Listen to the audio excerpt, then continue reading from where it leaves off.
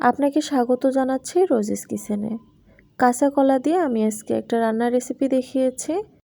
আশা করছি আপনার ভালো লাগবে। চলে যাচ্ছি মূল ভিডিওতে।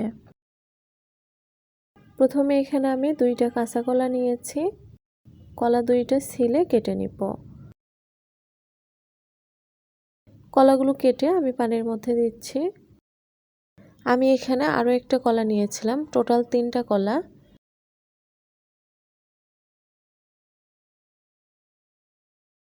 তো কলার পিসগুলো আমি এরকম লম্বাটে করে কেটে নিয়েছি। চাইলে রাউন্ড শেপ দিয়েও কেটে নিতে পারেন। আমি রাউন্ড শেপ দিয়ে বেশিরভাগ ভাজি করি। আজকে ভিডিওর জন্য একটু এরকম লম্বাটে করে কেটে নিয়েছি। তো এখন কলাগুলো একটা বাটিতে তুলে নিব।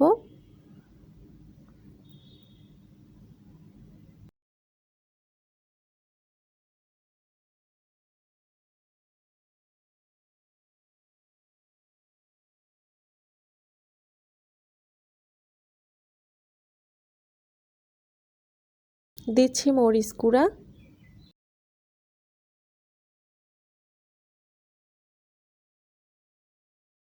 পরিমাণ মতো লবণ,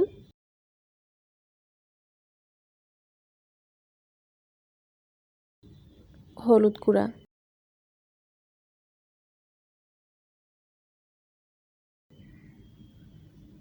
ধনিয়া গুঁড়া,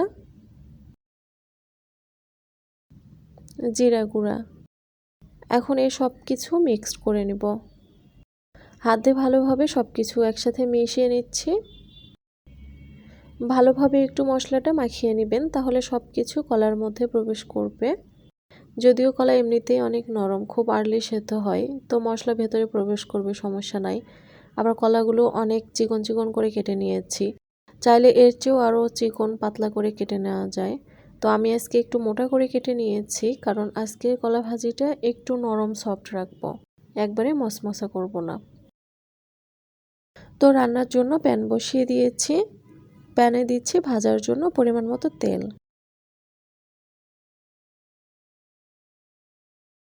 তেল গরম হয়ে আসলে একে একে কলার পিসগুলো দিয়ে দিব।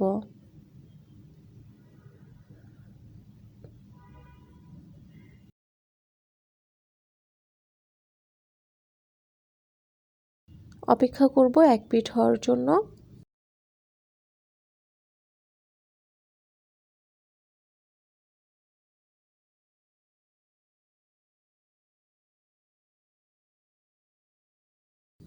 এক পিঠ হয়ে গেলে অপর পিঠটা উল্টিয়ে দিব।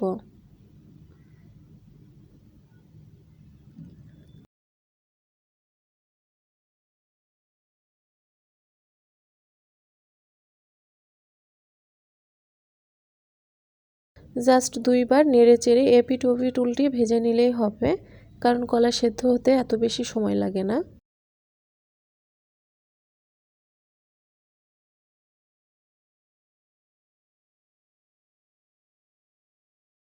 তো আমার এখানে কলা ভাজাটা শেষ। আমি এরকম করে রেখেছি, চাইলে এর চেয়ে আরেকটু কড়াও করেও ভাজা যায়, আবার এর চেয়ে আরেকটু নরম করেও ভাজা যাবে। তো এখন এগুলো আমি তুলে নিচ্ছি।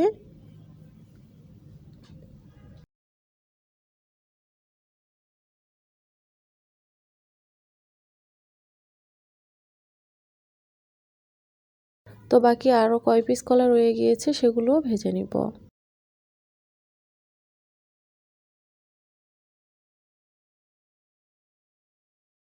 সেম প্রসেসে বাকি কলাগুলো ভেজে নিব।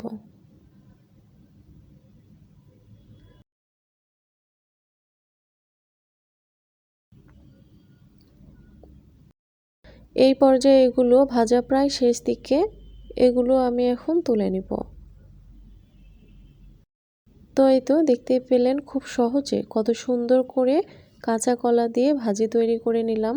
কাঁচা কলার এই ভাজিটা আপনি যদি কখনো খেয়ে না থাকেন, তাহলে আমি বলবো অবশ্যই আপনি এটা ট্রাই করতে পারেন।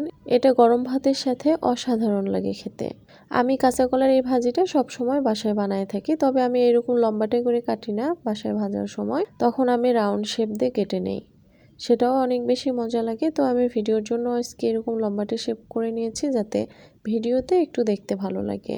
আশা করছি আমার আজকের ভিডিওটি ভালো লেগেছে। ভালো থাকবেন। আল্লাহ হাফেজ।